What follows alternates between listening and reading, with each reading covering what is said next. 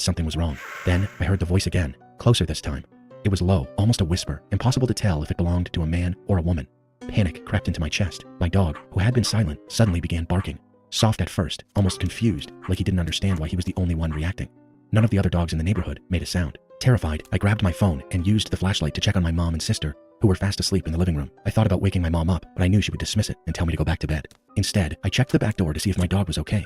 He looked different, stiff, his tail low, ears pinned back, staring into the empty road. I followed his gaze. The road was deserted. There was only a single streetlight barely illuminating the dense darkness beyond. All the neighbors' houses were pitch black, no lights on, no sounds.